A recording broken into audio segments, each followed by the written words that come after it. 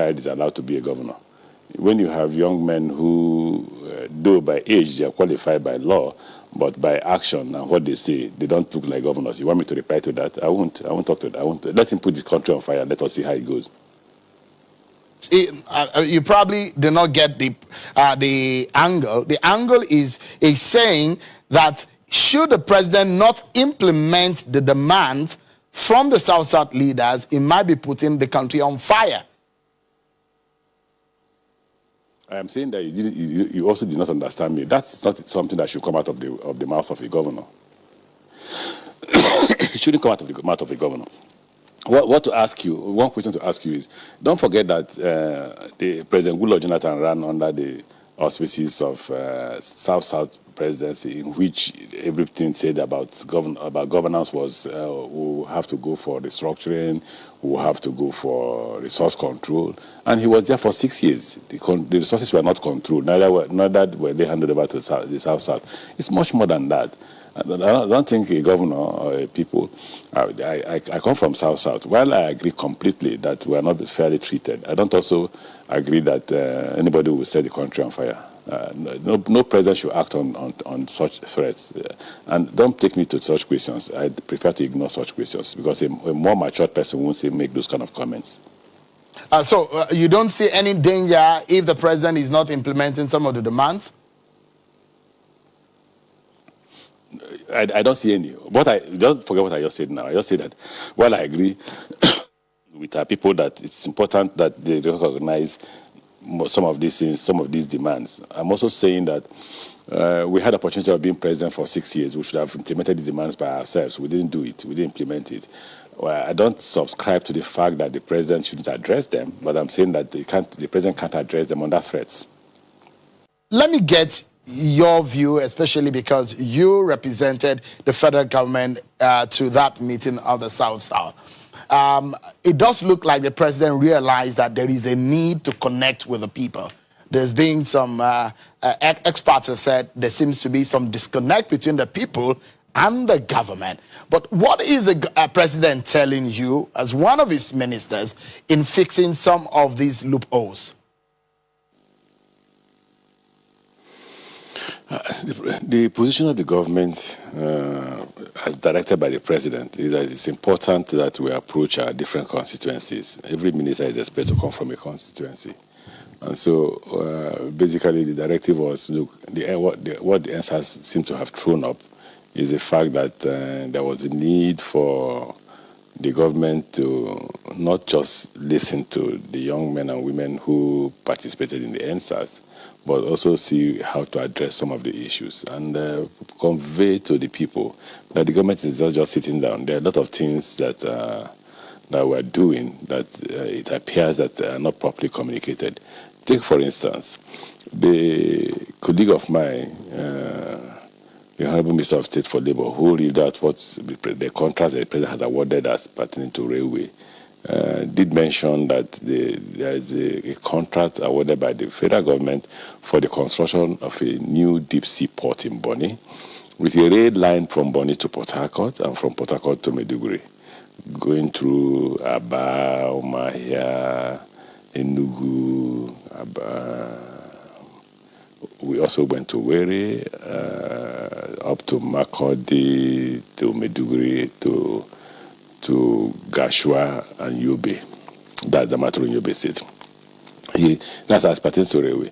He also mentioned the fact that there will be a university that will be built in Port Harcourt.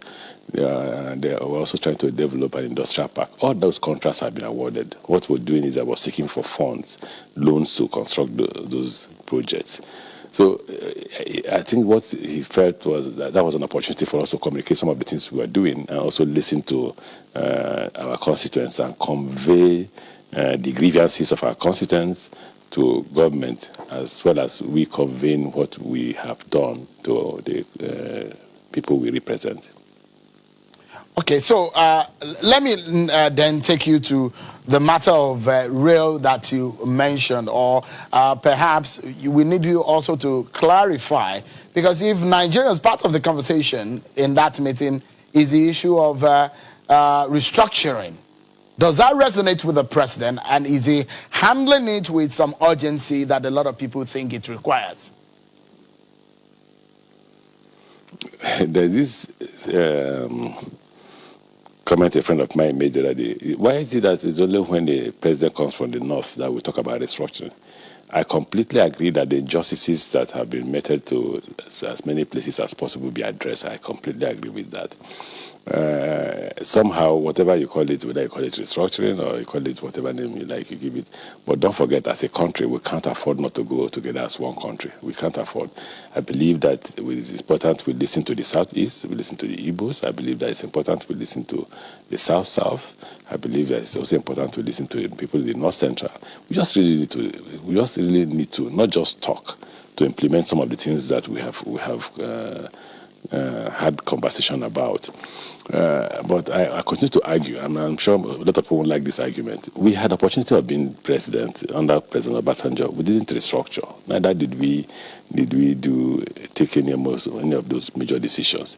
And by the time the Nigerian people helped to elect President Goodluck Jonathan, what we are clamoring for in the South was for resource control. And we had a president from the South who stayed in the office for 6 years and nothing changed. Even as a governor then, we had applied for, what do you call it? We had applied that there should be a change in the revenue formula, and it wasn't also addressed by the government. So why is it that it takes time? It's only when we are not empowered that we raise this issue of restructuring. When we're empowered, we're not able to address it. Have we, as a people in the South and Southeast, asked ourselves this question? Why are they not courageous enough when they have opportunity of being in government to take that decision? Why must it be only when people who are not from our own region get to power that we begin to ask for resource control, or we begin to ask for restructuring? We must learn to address those injustices. We must address them and serve those who have put us in power, because the people are hungry. The people are. That's one thing I wanted to add when Governor Duke was speaking. That it's not essentially just about intelligence and recruitment in police. It's also about the fact that people are hungry in the community, and they've been hungry for a very long time. So when you talk about NSAS is not just about police brutality alone. It's about the fact that the elites, you and I, Shehu, you and I, have mismanaged I don't our belong resources. into that. We've not managed it well, and the people are grumbling. Yes.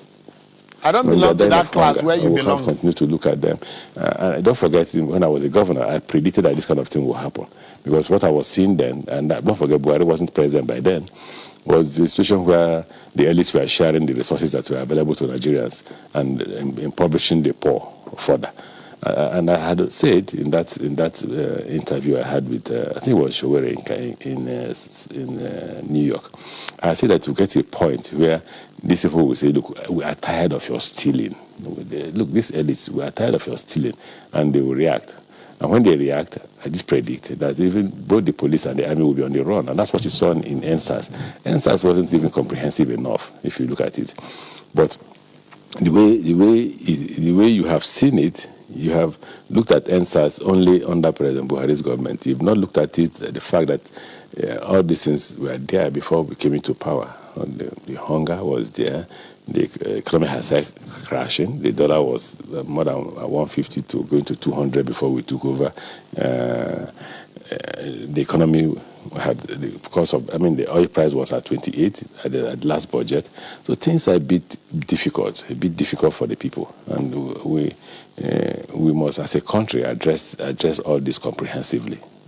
So that's the question I was asking. So you just painted a very gloomy picture now. So the question is, will President Buhari fix those problems that surround the matter of restructuring? You've said that people don't raise this matter until people from the opposite region are in power.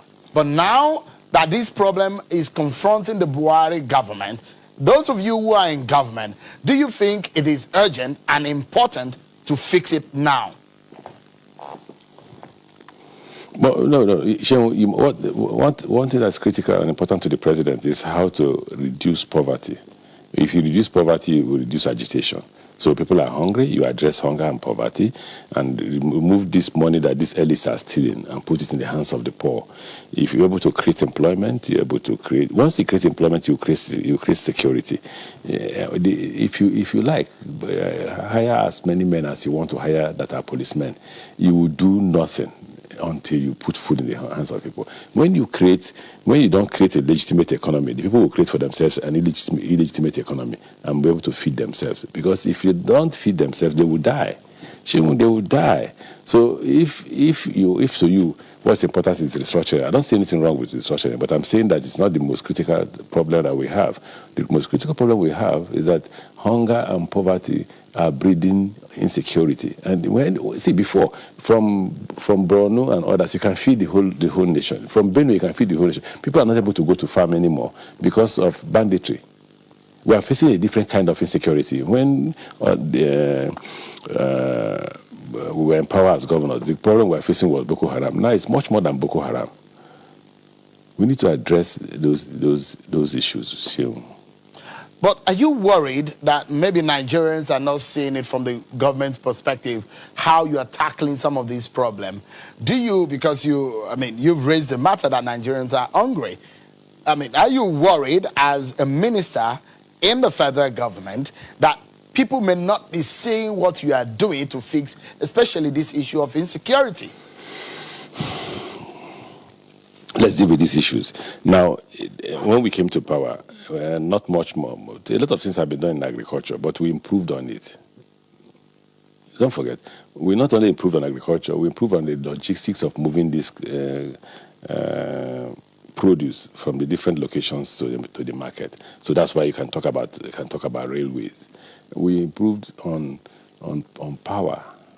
We improved on the roads. We may not have done the best because we don't just have the resources, but we are certainly not sleeping.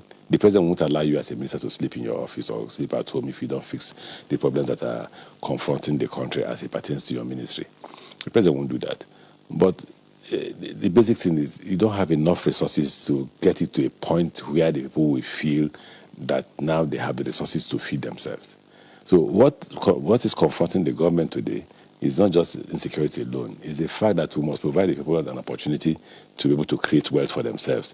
The past governments created that opportunity. Maybe they did, but not enough until we inherited it. And we cannot find the solution to these problems in 1 year, in 2 years, in 4 years, or in 8 years.